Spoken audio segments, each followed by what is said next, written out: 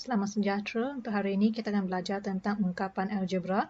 So, sebelum kita masuk kepada ungkapan algebra, yang paling basic sekali pelajar perlu tahu ialah apakah itu pemboleh ubah. So, daripada perkataan pemboleh ubah ini, boleh dilihat di dalam ada perkataan boleh dan ubah.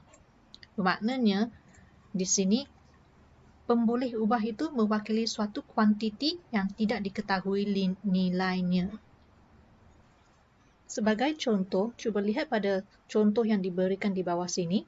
So, terdapat 3 orang, Encik Lim, Encik Azlan dan Puan Kavita. So, cuba kita lihat pada perbualan mereka. Jadi, untuk Encik Lim, setiap bulan saya menderma sebanyak RM50 kepada Yayasan Kebajikan Negara. Manakala untuk Encik Azlan, setiap bulan saya menderma sejumlah wang yang sama kepada Yayasan Kebajikan Negara. Manakala untuk Puan Kavita pula, wang derma saya kepada YKN pada setiap bulan bergantung kepada keuntungan. So, ini adalah bergantung kepada keuntungan yang Puan Kavita terima di kedai. Jadi, di sini kita boleh lihat untuk Encik Lim terdapat satu nilai yang tetap iaitu RM50. Tetapi untuk Encik Azlan dan juga Puan Kavita, sejumlah wang yang sama. Jadi berapakah, kita akan bertanya berapakah jumlah wang tersebut? Adakah sama dengan Encik Lim RM50 ataupun RM100 ataupun RM500? Jadi kita tidak tahu nilainya berapa. Begitu juga dengan Puan Kavita, gantung kepada keuntungan yang diterima di kedai. Jadi kita lihat di bahagian bawah ini, jadi setiap bulan Encik Azlan mendermakan sebanyak X ringgit. Manakala Puan Kavita pula mendermakan Y ringgit kepada YKN.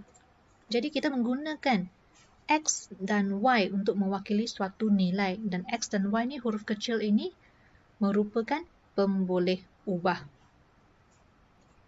Kemudian, cuba lihat pada ayat ini. Antara pemboleh ubah X dengan Y, yang manakah mempunyai nilai yang tetap atau nilai yang berubah? Jadi walaupun dia pemboleh ubah, nilainya kita tidak tahu berapa, tapi adakah dia nilai tetap yang tidak akan berubah ataupun nilai yang akan berubah bergantung pada keadaan. Balik kepada Encik Azlan di atas. So, Encik Azlan menderma sejumlah wang yang sama. Maka pemboleh ubah di sini adalah nilai yang tetap. Dia mendermakan jumlah yang sama. Namun untuk Puan Kavita pula gantung kepada keuntungan. Maka pemboleh ubah untuk Puan Kavita adalah berubah bergantung kepada keuntungan yang diterima pada bulan tersebut. Cuba kita lihat pada contoh 1. Wakilkan setiap pemboleh ubah berikut dengan huruf yang sesuai. So di sini anda kena wakilkan pemboleh ubah dengan huruf yang sesuai. Seterusnya, tentukan sama ada pemboleh ubah itu nilai yang tetap atau nilai yang berubah. Yang kedua, dan berikan justifikasi anda. Justifikasi di sini maknanya alasan ataupun sebab kenapa anda mengatakan begitu. So, cuba kita lihat pada soalan yang pertama. Kadar faedah setahun untuk simpanan tetap yang ditawarkan oleh sebuah bank.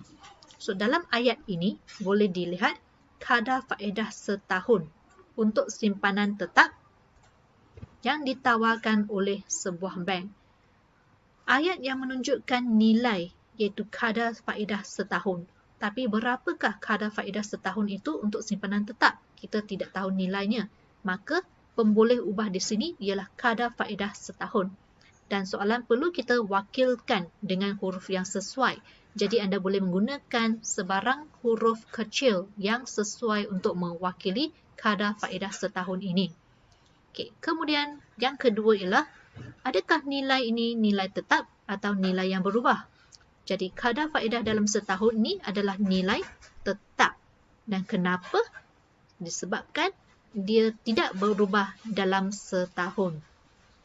Namun, kalau kita lihat pada soalan B, masa perjalanan Faizal dari rumah ke sekolah pada setiap hari.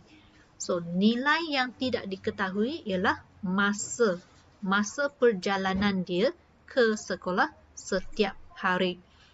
Jadi, pemboleh ubah di sini ialah masa perjalanan Faizal dari rumah ke sekolah. Dan adakah dia nilai tetap atau nilai yang berubah? Walaupun rumah ke sekolah adalah jarak yang sama, namun masa yang diambil mungkin berubah-ubah bergantung pada keadaan pada hari tersebut. Jika hari tersebut traffic jam ataupun hujan lebat, maka masa yang diambil akan lebih lama. Jadi, pemboleh ubah di sini nilainya adalah tidak tetap ataupun nilai yang berubah. Jadi, pelajar boleh mencuba latih diri 5.1a ini di dalam buku teks dan cuba baca soalan dan jawabkan. Pastikan anda baca soalan dengan teliti apakah yang dikehendaki dalam soalan tersebut. Sekian, terima kasih.